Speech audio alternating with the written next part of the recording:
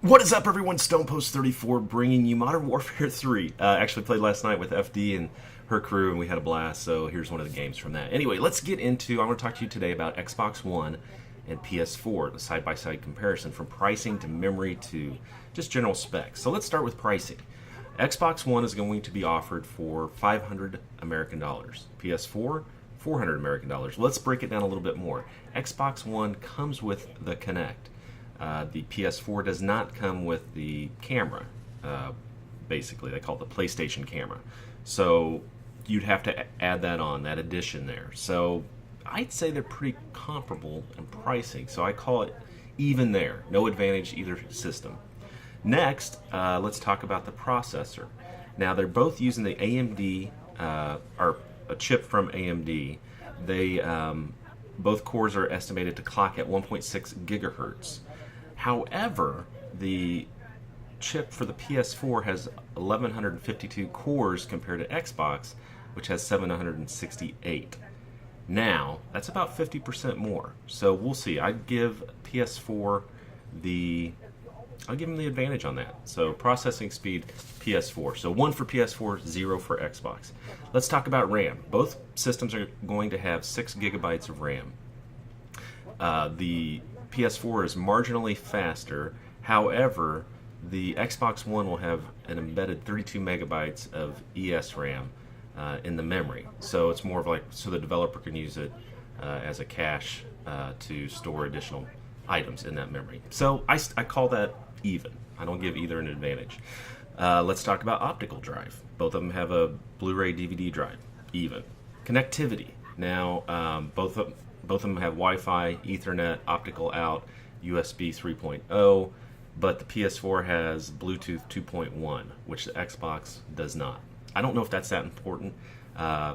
So let's give a slight advantage to PS4. However, Xbox has an HDMI in.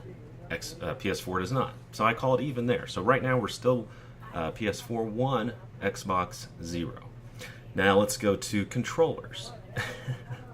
And if you know me, I don't really care for the Xbox controller, but a lot of people do. So I'm not going to take my personal opinion into this.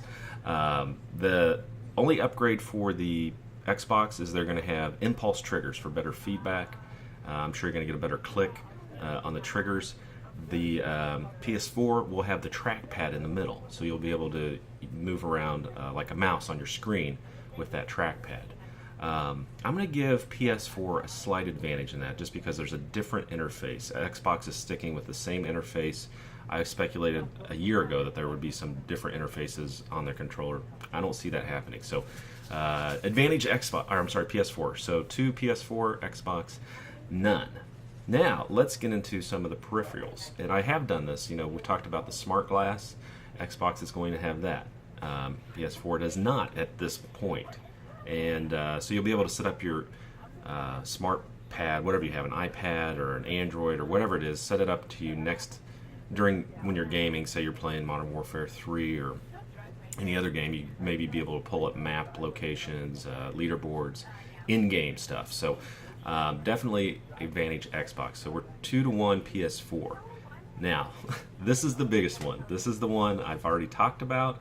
And I'm actually going to score Xbox 2 points on this, because they have come out and committed to dedicated servers, and we know that's a huge deal. So Xbox definitely gets the thumbs up on that. So all in all, I think it may be advantage Xbox. Let me know what you guys think. I mean, what's important to you? Is computing speed important to you? Is the additional interfaces, or are the additional interfaces, or is it, you know, that you just want to have my phone's getting blown up by Twitter right now, is that you want to have dedicated servers? For me, I'll be honest with you, dedicated servers is a huge deal. And I'm not saying it's going to be perfect. I don't think it will be. CPUs have had dedicated servers for years, and Xbox and PlayStation never committed to it. So that's a quick summary of what's happening. PlayStation 4 did commit to a November 15th release date in the United States, and then a couple weeks later in Europe. So maybe an advantage there. Xbox hasn't come out and said for their release date. So that's about it, guys. I appreciate you watching. Let me know what you think. I think this is an exciting time for gaming, and they are anticipating that this is going to be the highest pre-sale or opening sale of any gaming consoles ever. So, and that's with PlayStation and Xbox being included in that. I mean, combined. So, I think it's an exciting time. I mean, these systems are going to be. They're going to sit in your living room, and they're not just going to be your gaming system. They're going to be your movie system. They're going to be a full-on entertainment system. So, anyway, guys, take care as always. This is StonePost 34.